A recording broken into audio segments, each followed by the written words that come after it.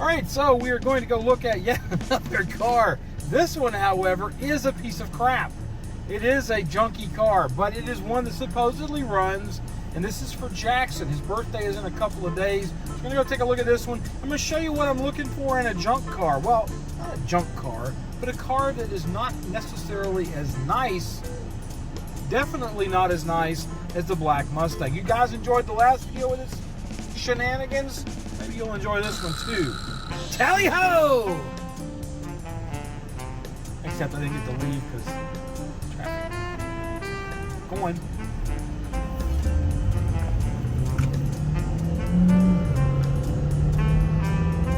Alright, so what is my criteria for what we're going to go look at today? Now what I'm showing you is the Facebook Marketplace ad for this car, which started out at $6,000. That's way too much money for that car. You know it, I know it, and apparently, by the price we're seeing now, he knows it as well. My criteria for a car like this is it something that Jackson will enjoy? He thinks that's probably the case, but that's one of the reasons we're going to look today. The other criteria is it super rusty? If the car is super rusty, I'm not interested in it because we're going to start gutting a lot of things out of this car over the long haul. The car is originally a 6-cylinder, and in '66, the Falcon had a 4-lug wheel system on it, and I believe a 7.5 rear axle, which is absolutely perfect. So we're going to have to go in and start moving this thing toward a V8 suspension. We may leave it with a 6-cylinder in it because it is a 206 in the car. We may leave it there, but go with a lot more suspension stuff to make it perform better and make things a little bit easier to do to it, like disc brakes and whatnot. So my criteria for a car like this is I need good bones. I don't even care if all the bones are there because we're going to be adding our own bones to it down the road. But initially what I'm looking for is something that is clean enough. No cracks in the shock towers, no eating out radiator core supports. All the things that just ate our lunch on Logan's car, I don't want to be dealing with that on this one. I would rather spend my time and efforts in making the car into a nice driver for Jackson. If it doesn't start and run, that's going to be a major thing for me. I'm not real interested in trying to get the other 6-cylinder we have built to put in this car because it's just going to take a lot more time than I want to invest. I would like to invest as little as possible to get as much back out as possible. We may even leave the brakes and everything on the car that are there right now. Not sure. If I end up not liking the car, we can always just fix it up a little bit, maybe go as far as painting it and then sell it to expand our budget a little bit. Maybe get something I'm a little more interested in. All right, so we're looking at this 1966 Falcon 4-door. Surprisingly, the body in this thing is in pretty good shape. There is some small rust along the bottom edge of the fenders. The thing you have to watch out for with classic cars like this one right here is what is and isn't available. Anytime you go buy something like this, you want to look into that before you put the money down on the table. Car is in decent shape. It's not in great shape. I was hoping for a little more with the headliner, but you know, it's a 66 Falcon. The guy who owns it, he hasn't put the seats back in it, but they're in the car. He has all the trim pieces for this thing. So it's one of those come see, come saw. This is going to boil down to whether Jackson is willing to work his behind off to get it done. I want to show you something. This is one of our lights that we use in the shop. These little things are just stupid, but they work. If I'm doing a nice car, I'm going to put it in a sock. I'm going to put something like this, these little round magnets in a sock. But on a car like this, it's in primer. I'm not going to worry as much about scratching the finish. I'm pretty sure the owner is not that worried about me scratching the finish at this point either. So what I'll do is I'll start going around the car and sticking this thing in general places and taking a look at what we've got. We know we've got a bit of a floor pan problem in the front. Owner was up front about that, so we're okay on that front. He says the engine runs, but we don't have any way to actually test that right now. This is kind of a preliminary look today. And I'll talk to Jackson about this when we get back to the house, and we'll figure out where we want to go with that. The owner's a nice dude, so I think we're going to be okay as far as him being a little flexible if we say we need to talk to the missus about this, because she's probably going to give me a little grief. I'm gonna go around and start checking some stuff. So I'm gonna go in and start doing what I did on the other video where I went down and I was doing stuff with checks on the metal. So this is sticking really nice down here. This means that there's no filler down on the bottom. The owner doesn't have the keys for the trunk, so we can't get into the trunk today. And there are like 70,000 gnats, and about 80% of them are on me. One of the other things you want to look at, these cars right here, this gas tank is available for these cars, but they're pretty darn expensive. It's not like buying a gas tank for a 65 Mustang. You're looking at about $380 to replace the tank on this car. And it may be one that has to be replaced. Now, one thing you're going to want to make sure of is that the VIN and the title on a car like this match, because this car is, let's just say, not in the greatest condition.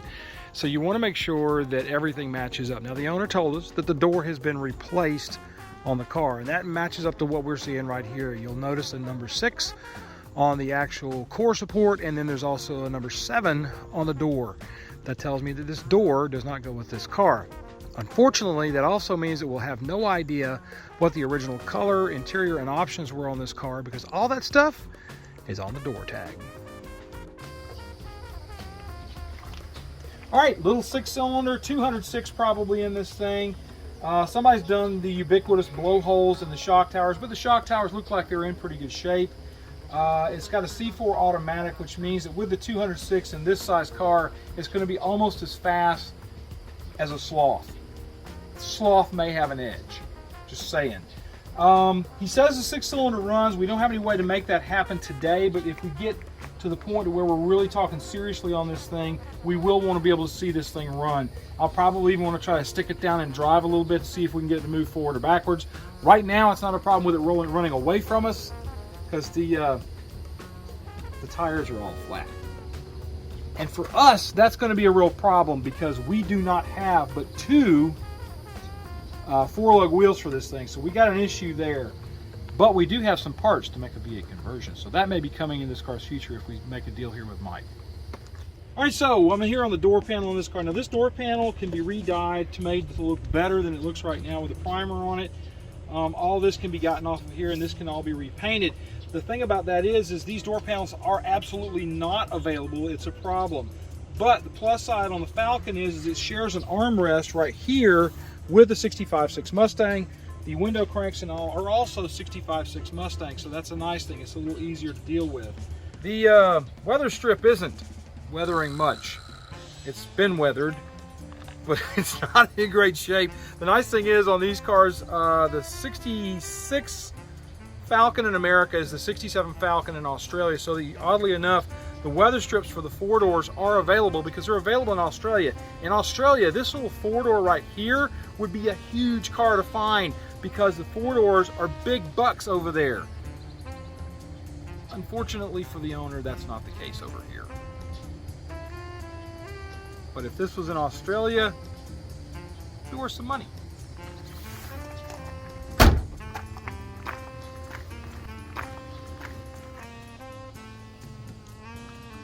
It's flow-through ventilation. Big hole.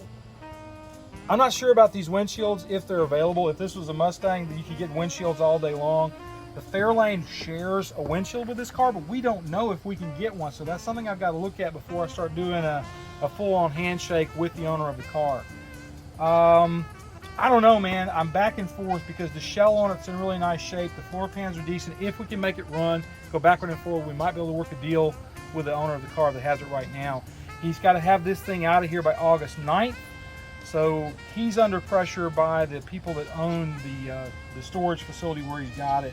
And we are looking for something for Jackson to work on. So we got to make a decision. What do you think? It's all right. It's all right? You okay with it? It definitely looks like the photos on the ad are very aged. Yeah. From when he actually worked on it, but better than most things on Facebook Marketplace. All right, this is a little bit of an after-action report. Now, we talked to the owner that day about what his bottom dollar on the car was. I just walked up to him after looking the car over and said, Mike, how low will you go? And Mike said $500. I shook the man's hand right then. Now, we haven't gone and picked the car up. We're going to be doing that this coming Friday. We won't be showing that because, I mean, let's face it, it's just picking up another old car. But yeah, $500 for a fairly rust-free four-door that may or may not have a running engine. At $500, I'm willing to take a chance because I have in my possession a 206 cylinder with a little bit of a rod knock. Pull the crank out, get all that taken care of, replace all that stuff. Bada bing, bada boom, we got a good running little 6-cylinder that we can throw in there for right now. We do have all the parts to make the V8 conversion on it. We have a little secret. The 6-cylinder spindles and the V8 spindles in 1966 were exactly the same spindle. So all you have to do is to go in and change out the bearing sets and the rotors, obviously, and boom, you have V8 spindles on the front. And then we happen to have, I don't know how I got it, I have a 1968, which is the same rear end setup for that car. And we can take that, rebuild it, and put it in there. So that's something that we can do. We can convert it over to a V8 suspension, and we'll be good to go. The only thing I don't think that that car has is I don't think that car has torque boxes because it's a 6. I honestly didn't look at that because it's $500. His mom is now on board for the $500. So there you go. If it's cheap enough, anything can happen. You guys have a great week. We'll see you next time on Autorestomod.